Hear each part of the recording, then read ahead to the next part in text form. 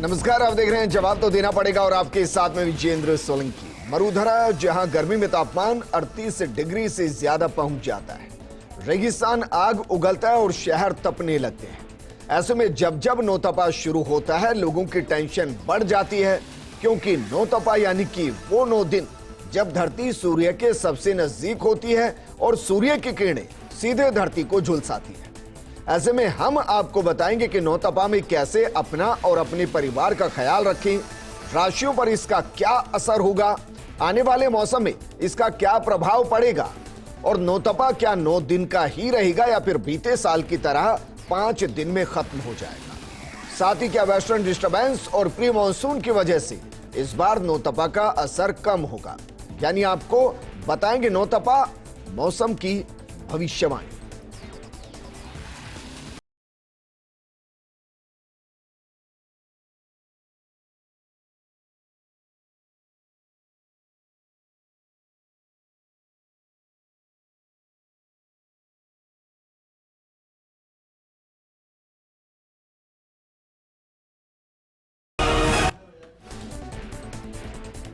नौतपा ज्योतिष गणित के साथ साथ राशियों पर भी क्या वाकई में प्रभाव डालता है? क्या नौतपा में कोई शुभ कार्य किया भी जा सकता है या नहीं किया जा सकता? नौतपा में क्या क्या ध्यान रखना है, ये बताने के लिए हमारे साथ बेहद खास मेहमान मौजूद हैं। हमारे साथ मौजूद हैं ज्योतिषाचार्य प्रोफेसर विनोद शास्त्री जी, ज्योतिषाचार्य डॉक्टर राजेश शर्मा जी, हमारे साथ मौजूद हैं ज्योतिषाचार्य घनश्याम शर्मा जी।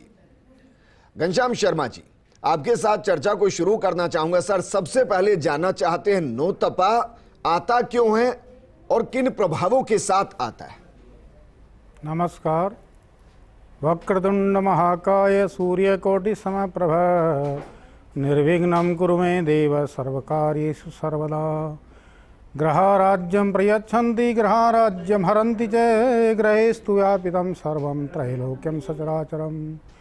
पूरे ब्रह्मांड पर ग्रहों का आधिपत्य है। 12 राशियां हैं, 12 भाव होते हैं और 27 नक्षत्रों का जो परिभ्रमण चलता है गोचर में, उसके अनुसार जब सूर्य देव रोहिणी नक्षत्र में प्रवेश करते हैं, उसको वो 15 दिन तक रोहिणी नक्षत्र पर रहेंगे, उसको नौतपा कहते हैं। 9 दिन तक विशेष पृथ्वी के समीप जब सूर्य की स्थिति बनती है तो नौतपा का प्रभाव पूरे ब्रह्मांड पर देखा जाता है। भीषण गर्मी पैदा हो जाती है और सूर्य तपने लगता है। इस नौतपा में इतना महत्व है कि नवग्रहों के अकॉर्डिंग, नवग्रहों के अनुसार सूर्य जब रोहिणी नक्षत्र पर आज प्रातः सुबह 8:16 से प्रारंभ हो चुके हैं, जो 8 जून प्रातः 6:40 तक रहेगा जी। ये 15 दिन तक नौतपा शुरू हो चुका है, लेकिन इसमें 9 दिन तक विशेष पृथ्वी के समीप जब सूर्य होता है तो भीषण गर्मी की वजह से इसको पृथ्वी पर हम नौतपा कहते हैं। ज्योतिषीय गणना के अनुसार इसमें शुभ कार्य वर्जित है, घर पर ही रहना उचित होगा। अधिक पेय जल पदार्थ का सेवन करें, बाहर नहीं निकले और जितना हो सके कम से कम शुभ कार्य तो नहीं करे और भजन पूजन पाठ में ध्यान लगावे। ऐसी स्थिति इस नौतपा के अंदर जो करते हैं उसको सूर्य की विशेष आराधना करते हुए नित्य प्रणाम करे, जल चढ़ावे, ओम घृणी सूर्याय नमः आदित्य हृदय स्तोत्र के पाठ करे तो सूर्य देवता की कृपा इस पूरे ब्रह्मांड पर बनी रहती है। राजेश शर्मा जी, सर, अक्सर हम कह देते हैं कि इस कालखंड में शुभ कार्य नहीं करने चाहिए, अशुभ होता है। नौतपा में ऐसा क्या होता है कि अगर हम कोई शुभ कार्य करना चाहें तो उसको टाल दिया जाए, वह शुभ होगा? देखिए साहब, वैसे तो अगर हम बात करें शुभ कार्य की तो शुक्र के अस्त होने के कारण हम ये कार्य नहीं कर पा रहे। ठीक। लेकिन अभी अगर हम ये कहें कि नौतपा में ही आपको शुभ कार्य नहीं करने, ऐसा नहीं। गृह प्रवेश इत्यादि सब कार्य कर सकते हैं। हाँ, मांगलिक कार्य के बारे में ज़रूर हमारे यहाँ कहा गया है, लेकिन कारण बहुत सहज है। ये बात बहुत जानने योग्य है कि सारा ब्रह्मांड ग्रह गोचर की चाल से चलता है।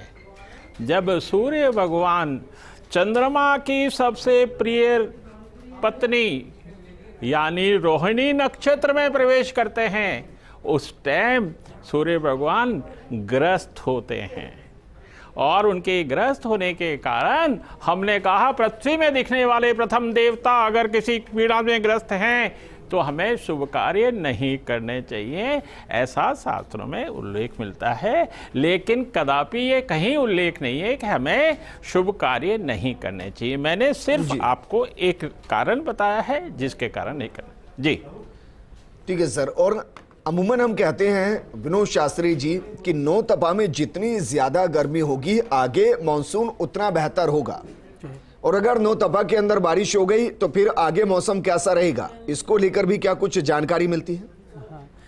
देखिए, ये जो रोहिणी नक्षत्र में जब सूर्य प्रवेश होता है जी, तो रोहिणी नक्षत्र तो 13 दिन का होता है, लेकिन उसके जो 3 नवमांश हैं प्रारंभ के 10 अंश से लेके वृष राशि के 10 अंश से लेके 20 अंश तक, इन 9 दिनों में सूर्य यदि तपता है, गर्मी बहुत होती है, तो अच्छी वर्षा की संभावनाएं होती है। उसका कारण है कि कार्तिक शुक्ला प्रतिपदा से आषाढ़ शुक्ला प्रतिपदा तक गर्भ धारण काल होता है पृथ्वी का, और इन 8 महीनों में जो गर्भ धारण काल होता है तो ये 8वां महीना 8वें महीने का शुभारंभ होता है। और जैसे हम गृहिणी का 8वां पूजते हैं, उसी तरह से इसमें भी, इस गर्भ काल में भी 8वां बहुत महत्वपूर्ण होता है कि 8 मास का गर्भ यदि सही रह जाता है तो वर्षा बहुत अच्छी आती है। और यदि इन 9 दिनों में सूर्य तप करके यदि गर्भ खंडन हो जाता है, जैसे वर्षा अंधड़ आती है, तो बहुत बड़ी विपत्ति, परेशानी, अनावृष्टि की संभावनाएं रहती हैं। ये जो 8-9 दिन होते हैं, ये 15-15 दिनों के होते हैं। आषाढ़ के महीने से लेकर के आषाढ़, श्रावण, भाद्रपद और आश्विन, आषाढ़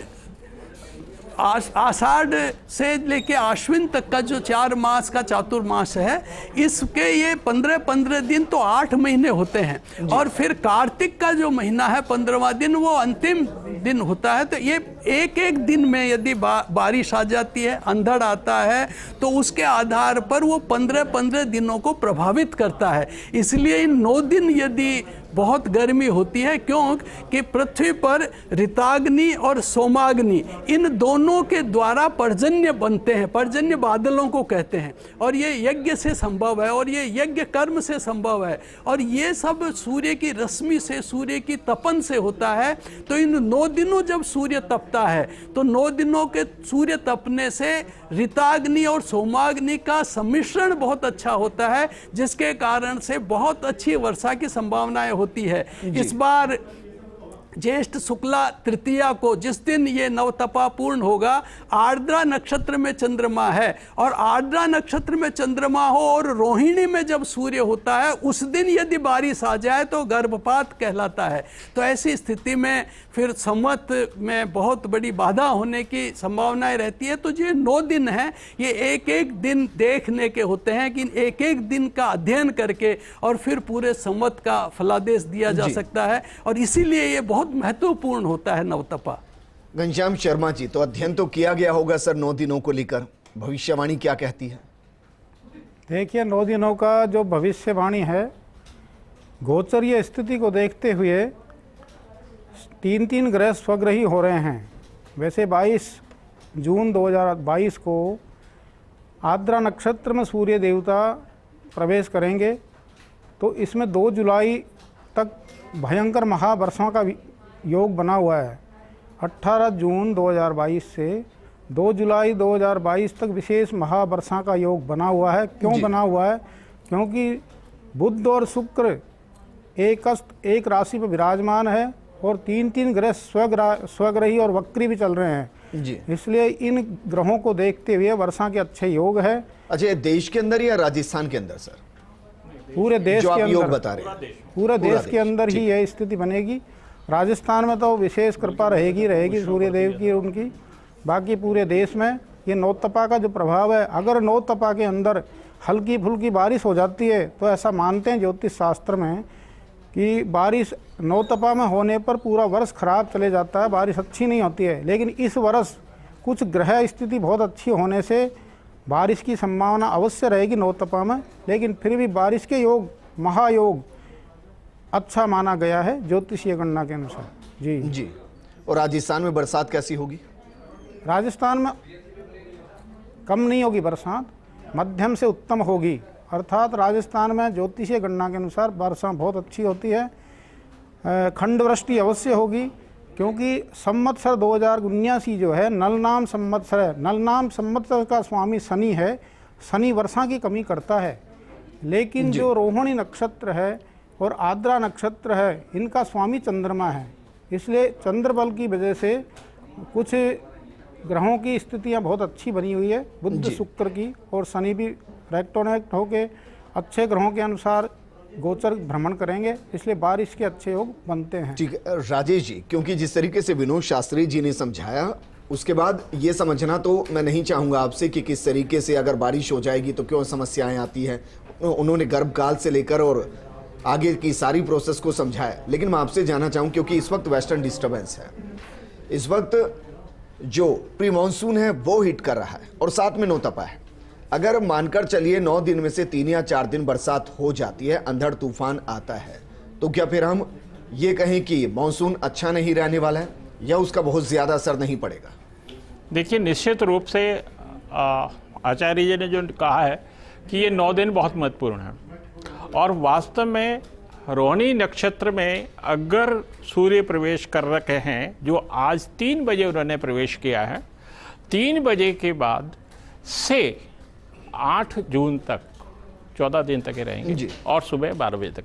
लेकिन इसके मध्य में अगर बारिश आती है तो हमारे यहाँ कहा गया है कि इसमें रोहिणी नक्षत्र का गलना कहा गया है, गल रहा है रोहिणी नक्षत्र, और जब वो गलता है तो बारिश की संभावनाएं बहुत कम हो जाती हैं, और मानसून से हमें घबराहट पैदा होती है कि क्या मानसून उत्तम होगा कि नहीं होगा, क्योंकि इन 9 दिनों में अगर आंधी तूफान बारिश आता है तो निश्चित रूप से सावन मास में हमें मानसून देखने को नहीं मिलेगा, और अगर 9 दिन में बारिश नहीं आती है तो हमें सावन मास में ही मानसून देखने को मिलेगा। जी। और राशियों पर भी क्या कुछ असर पड़ता है नौतपे का या नहीं पड़ता? निश्चित रूप से पड़ता सर। ब्रह्मांड में राशियों का जो ग्रह गोचर है वो भूगोलिक हो चाहे भौगोलिक हो, वो हमारे शरीर पर, मन पर, आत्मा पे निश्चित रूप से असर डालता है, इसमें कोई संशय नहीं है। और चूंकि सूर्य वृष राशि में विराजमान है और रोहिणी नक्षत्र का मस्तक सूर्य है, रोहिणी नक्षत्र का मस्तक शुक्र है, इसलिए ये बहुत शुभ रहेगा। समय 15 दिन का। अगर हम विशेष राशि की बात करें तो यहाँ पर वृष राशि के लिए बहुत उत्तम रहेगा, और वृष राशि के बाद मिथुन राशि के लिए उत्तम रहेगा, तुला राशि के लिए उत्तम रहेगा। हाँ, कुंभ और मकर राशि के लिए ये समय बहुत अच्छा नहीं रहेगा। तो सर पहले तो यही बताइए, जिन राशियों के लिए शुभ है वो कौन कौन से कार्य कर सकते हैं, उनको क्या फायदा होगा और क्या नहीं करना चाहिए? देखिए, जिनके लिए अशुभ है उन लोगों को हमें क्या करना चाहिए, एक छाता और एक जूता ये दान करना चाहिए। देखिए, मैं इसका कारण बताता हूँ। जूता और छाते की बात ही मैंने क्यों की है। देखिए, जूता, जब हम छाता लगाते हैं तो सूर्य का तेज हमारे ऊपर नहीं आता है और वहाँ पे हमें छाया प्राप्त होती है, और छाया पुत्र शनि यहाँ पे प्रसन्न होते हैं, और जब छाया पुत्र शनि प्रसन्न होते हैं तो उनका देने वाला कोई दंड हमारे ऊपर कम प्रभाव करता है। और जूता चूंकि पैरों में पहना जाता है, पृथ्वी गर्म होती है और उस गर्मी से बचने के लिए हम जूते को धारण करते हैं, तो वो शीतलता प्रदान करती है। अगर किसी मनुष्य को हम अगर अपने जीवन में शीतलता प्रदान कर सकते हैं तो ये हमारा सौभाग्य है, और सभी ग्रह इसके लिए उनको आशीर्वाद अवश्य देते हैं। जी विनोद शास्त्री जी, फिर तो मुझे लगता है कि 9 राशियों में जितने भी लोग हैं वो सब गरीबों को दान कर दे, क्योंकि सबका ही भला हो जाएगा। इसको तो अगर वैसे भी हम इंसानियत की नज़र से भी देखें तो, लेकिन इसके साथ साथ विनोद शास्त्री जी, सवाल यह है कि क्या जो नौतपा की भविष्यवाणी है, क्या ये खेती बाड़ी को भी अंकित करती है कि खेती बाड़ी आने वाले वक्त में कैसी रहेगी, किसानों पर इसका असर क्या पड़ेगा? क्या कुछ ऐसा भी होता है? वैसे तो ये 9 तपा है ही इसके लिए कि 9 दिन तक कैसा रहेगा, क्योंकि 9 तपा के लिए पहले से प्रिडिक्ट करना ज्योतिषी के लिए भी बड़ा मुश्किल है, ईश्वर की लीला है, क्योंकि नौ तपा होता ही रोहिणी नक्षत्र में। एक एक दिन जैसे मौसम वैज्ञानिक वाच करते हैं कि कैसी इस बार किस तरह का कहाँ पर बादल बन रहे हैं, किधर वायुमंडल की कैसी प्रवाह बन रहा है, और उसके आधार पर वो फलादेश की स्थितियाँ बनाते हैं। वैसे ही ये पूरा ही एक वैज्ञानिक दृष्टि है कि हम किस तरह से 9 दिनों के को देख करके, पर 9 दिनों का ही महत्वपूर्ण नहीं है हमारे यहाँ तो प्रतिदिन कि किधर वायु का प्रवाह किधर जा रहा है, सूर्य कैसा उग रहा है, लालिमा बादलों की कैसी हो रही है, बदल और अंधड़ आ रहा है तो रात्रि में आ रहा है, दिन में आ रहा है, सायंकाल आ रहा है, प्रातःकाल आ रहा है। इन सब समय के अलग अलग फलादेश होते हैं और उसके आधार पर ही अलग अलग भूखंड पर, क्योंकि पूरी पृथ्वी पर एक साथ अकाल पड़ जाए या पूरी पृथ्वी पर बहुत ज़्यादा बारिश हो जाए ये तो संभव नहीं है। अलग अलग भूखंड पर अलग अलग तरह की स्थिति है। कहीं अनावृष्टि होती है, कहीं बहुत ज़्यादा वृष्टि और बाढ़ आ जाती है, कहीं पर सम्मत बहुत अच्छा होता है तो कहीं पर फसलों में कीड़े आ जाते हैं, कहीं टिड्डियां आ जाती हैं। इन सब के फलादेश इन 9 दिनों के आधार पर भी दिए जाते हैं कि सायंकाल यदि आती है, बाढ़ आती है, सायंकाल यदि तूफान आता है तो टिड्डी दल आने की संभावनाएं रहती है। प्रातःकाल यदि सूर्योदय से पहले अगर बाढ़ आकर के चली जाती है, बहुत तूफान आकर के चला जाता है, बादल बरस जाते हैं तो भी सम्मत पर प्रवाह कम होता है। लेकिन दिन में यदि मध्याह्न काल में यदि बारिश होती है तो गर्भपात की सी स्थिति, जिसको रोहिणी गलना कहते हैं, वो रोहिणी गलने से अभिप्राय गर्भपात का सा होता है कि वो गर्भस्राव हो जाता है। तो जब गर्भपात हो जाता है तो फिर प्रसव काल में जब आषाढ़ शुक्ला प्रतिपदा से जब हम सम्मत की बात कहते हैं, चातुर्मास, जिसमें हर भारत का ही नहीं दुनिया का हर किसान इस संवत पर ही निर्भर करता है, क्योंकि संवत का नाम ब्रह्मा को ही संवत्सर कहते हैं। और ये ब्रह्म स्वरूप जो प्राण स्वरूप है कि यदि बहुत अच्छी बारिश होती है तो अन्न बहुत अच्छा होता है, अन्न बहुत अच्छा होता है तो आर्थिक स्थिति बहुत अच्छी होती है देश की, व्यक्ति की, समाज की। और ऐसी स्थिति में ये 9 दिन हैं, वो एक एक समय, केवल दिन रात ही नहीं है, सायंकाल, प्रातःकाल, मध्याह्न काल, अलग अलग समय का अध्ययन करके और उसके बाद में फिर भविष्यवाणी की जाती है। भविष्यवाणी की जरूरत ही नहीं, अपने आप समझ जाता है यहाँ का किसान, इसमें ज्योतिषियों की भी जरूरत नहीं है। हमारे यहाँ का तो किसान ही स्वयं बहुत बड़ा ज्ञाता होता है कि वो इन 9 तपा में वो एक एक दिन देख करके तय कर लेता है कि आने वाली स्थितियाँ कैसी होगी और उसी तरह की फसल वो बोने लग जाता है। यदि कम वर्षा की स्थितियाँ बनती है तो वो बाजरा बोने लग जाएगा, मक्का बोने लग जाएगा, ज्वार बाएगा, और यदि अच्छी बारिश की स्थिति होती है तो मूंगफली बाएगा और चौला बाएगा और कई दाल दलहन बाने लग जाएगा। तो ये किसान स्वयं ही बहुत बड़ा ज्ञाता होता है और ये 9 तपा गांव का हर किसान जानता है कि हमें कब कैसे कैसी स्थितियां होगी और उसी के आधार पर वो अपने आप अपनी आत्मदृष्टि से निर्णय लेकर के और आगे का निर्णय लेता है। इसलिए 9 तपा आगे आने वाले आषाढ़ से जो गर्भस्राव होगा, जो प्रसव काल आएगा, उसके लिए ये सबसे महत्वपूर्ण है। इसलिए भारतीय जो मौसम विज्ञान है, खास तौर से ज्योतिष शास्त्र का जो मौसम विज्ञान, उसमें ये 9 तपा बहुत महत्व रखता है। घनश्याम शर्मा जी, क्योंकि बीते कई सालों से, दशकों से अध्ययन किया जा रहा होगा, क्या 9 तपे के अंदर कोई बड़ा बदलाव देखने को मिला है जिसकी वजह से पूरा वेदर डिस्टर्ब हुआ? जी, कई वर्षों से अध्ययन चल रहा है, बड़े बड़े वैज्ञानिक भी इस पर, साइंटिफिक भी ये महत्वपूर्ण है। 9 तपे से लेकर के पूरा रोहिणी नक्षत्र को देखें तो 14-15 दिन का जो सूर्य देवता जल की राशि में, अर्थात चंद्रमा शीतल राशि में जब ये रहेगा 14-15 दिन तक, तो इसमें स्थितियां क्या होती है कि उष्णता प्राप्त हो जाती है। चंद्रमा जो है शीतलता का कारक है, सूर्य गर्मी का, उष्ण का कारक है। तो पूरे ब्रह्मांड में क्या स्थिति बनेगी इस समय? पूरे भूखंड पर अतिवृष्टि होगी, अचानक ऐसे तूफान, बाढ़ जैसी स्थिति बनती है कई जगह, और अधिकतर खंड वृष्टि होती है। अचानक जैसे 3-4 दिन पहले अचानक इतनी तेज़ हवा चली कि सब कुछ क्यों हुआ? क्योंकि शुक्र चेंज हुआ था। शुक्र जब राशि परिवर्तन किया उसी दिन ऐसी स्थिति क्यों बनी? जब भी कोई ग्रह दूसरी राशि में परिवर्तन होते हैं, वक्री होते हैं, तो ऐसी स्थितियां पैदा होती है। विशेषकर शुक्र शनि की स्थिति में बहुत कुछ बदलाव होता है। तो 9 तपा में जब सूर्य देवता रोहिणी नक्षत्र पर 14-15 दिन चलेंगे तो उसमें स्थिति ऐसी पूरे ब्रह्मांड में देखने को मिलेगी कि उष्णता आ जाएगी, गर्मी बढ़ेगी, अचानक उत्पात, अचानक ज्वालामुखी फटने के योग बनेंगे। ऐसी त्राही त्राही मस्ती है। लेकिन सूर्य देव कुछ कृपा भी कर देते हैं। जैसे अभी डिग्रियाँ तापमान बहुत कम हो गया। क्यों हो गया? क्योंकि पहले नौतपा के पहले उन्होंने ऐसी स्थिति पैदा कर दी कि पता ही नहीं लग रहा कि 50 डिग्री तापमान में अभी 35-40 के अंदर रह गया जी। तो कृपा करके सूर्य देवता की जो नित्य आराधना करते नौतपे हैं, में तो गर्मी जरूरी है सर, बहुत जरूरी है। इसलिए नौतपा का एक विशेष पूरे ब्रह्मांडीय आकाशीय खगोलीय घटना ऐसी है कि इसमें काफ़ी परिवर्तन होता है। पूरे ब्रह्मांड में यह असर अवश्य आएगा और इस असर को कम करने के लिए वृक्ष लगावे।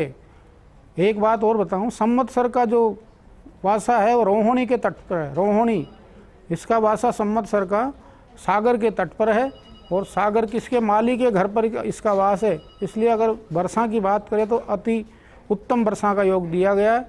ऐसा मान्यता है कि बरसात सागर के तट पर जब वास होता है, माली के घर पर जब वास होता है, अति उत्तम वर्षा होती है। इसलिए कोई चिंता की बात नहीं है। अगर 22 दफे नौतपा खंडित भी हो जाता है, गर्भस्थ, जैसे आचार्य जी ने कहा, डॉक्टर विनोद जी शास्त्री जी ने कहा, अगर ऐसे गर्भस्थ भी कुछ बूंदें आ जाती है तो चिंता की बात नहीं है। सागर देवता का, संवत्सर का और नल नामनी संवत्सर शनि देव का ऐसी कृपा रहेगी कि पूरे ब्रह्मांड में अच्छी बरसात के सहयोग बने। राजेश शर्मा जी, क्योंकि मुझे प्रोग्राम को क्लोज करना है सर, इन जनरल परसेप्शन किस तरीके की चीजों का ध्यान रखा जाए नौतपे के अंदर, चाहे वो गर्भवती महिला हों, चाहे बच्चे हों, चाहे बुजुर्ग हों, और खान पान में क्या कुछ परिवर्तन किया जाए? देखिए, नवतपा के अंदर हमने कहा सर्व तपे रोहिणी सातों सूत उपजे। सातों सूत जब उपजेंगे जब रोहिणी सर्व तपेगा। और रोहिणी का सर्व तपना से मतलब ये हुआ कि हमें जहां तक संभव हो धूप में ना जाएं, और अगर हमें जाना पड़े तो अधिक से अधिक जल का सेवन करें, और जल के सेवन के साथ तरल पदार्थों का सेवन करें, और छाता इत्यादि का उपयोग करें। गर्भवती महिलाएं, चूँकि उनको बहुत ज़्यादा वैसे ही तृष्णा बहुत रहती है गर्भकाल के अंदर, तो गर्भवती महिलाओं को जहाँ तक संभव हो घर से नहीं निकलना चाहिए, और अगर निकलें तो वो जल इत्यादि का उपयोग बीच बीच में अवश्य करती रहें। और वो अगर संभव हो सभी गर्भवती महिलाओं के लिए तो वो एक काले रंग का धागा 9 दिनों तक अपने पेट पे उदर पर बांध के रखें, उसके मध्य में एक गांठ लगाएं और शनि भगवान का ध्यान करते हुए उसको अपने उदर पर बांध के रखें। जी विनोद शास्त्री जी, सर अंतिम प्रतिक्रिया आपकी। नौतपे को लेकर हम सुखद महसूस करें कि अच्छा मानसून होगा, किसानों के घर में खुशहाली आएगी, देश में खुशहाली आएगी, और 9 दिन अगर जलना पड़े तो जल लेंगे, क्योंकि जलकर सोना फिर निखरेगा। 9 दिन का ये नौतपा से अभिप्राय कोई बहुत ज़्यादा टेम्परेचर होने से ही नहीं होता है। ये 9 दिन है कि शुष्कता सी रहती है, क्योंकि टेम्परेचर तो दुनिया में बढ़ रहा है लेकिन वृष्टि घट रही है। यदि इसी से होता तो सारी धरती पर अब तो बहुत ज़्यादा पानी आ जाना चाहिए था, क्योंकि टेम्परेचर तो 2-3 डिग्री बढ़ चुका है पृथ्वी का। पर ये अलग अलग क्षेत्र में जब तपन जो होती है, जहाँ आर्द्रता के साथ में जहाँ तपन होती है सूर्य की, उस आर्द्रता की तपन के साथ में हम नवतपा को लेते हैं। नवतपा से झुलसने से अभिप्राय नहीं होता है। और ये 9 दिन तक हम नौतपा के प्रवाह के साथ साथ हम हवा का भी प्रवाह उस दिन देखते हैं कि किधर हवा बह रही है, और इसी के साथ ये नौतपा हमें प्रेरणादायी होते हैं। वैसे तो नौतपा कोई अनिष्टकारी नहीं होते, ये 9 दिन एक साधना के होते हैं। जो व्यक्ति इन 9 दिनों में सूर्य की रश्मि और चंद्रमा की रश्मियों को पृथ्वी के साथ में संयोग करके जो बादलों का अब किस तरह का बनेगा, ये बादल बनते ही सूर्य, चंद्रमा और पृथ्वी तीनों के संयोग से बनते हैं, क्योंकि जल ही पर्जन्य होते हैं। और इसलिए ये जो 9 दिन महत्वपूर्ण हो जाते हैं। पर इन 9 दिनों के अलावा भी और अन्य सारी चीज़ें होती हैं जो इन वर्षा के फलादेश में कारक होती हैं। मुझे लगता है सम्मत ठीक होना चाहिए। और बाकी तो ये 9 दिन बताएंगे कि कैसी स्थितियां बनेंगी। शुक्रिया सर हमारे साथ जुड़ने के लिए। राजेश शर्मा जी आपका भी शुक्रिया और घनश्याम शर्मा जी आपका भी शुक्रिया। ये प्रोग्राम हमने इसलिए किया ताकि आपको ये समझ में आए कि 9 तपा का महत्व क्यों है, क्यों हम कहते हैं कि ये काम कीजिए, ये काम मत कीजिए। 9 तपा में अगर बारिश हो जाएगी तो क्या होगा, बारिश नहीं होगी तो क्या होगा। मुझे लगता है कि काफी हद तक आपके सवालों के जवाब मिल गए होंगे। नमस्कार।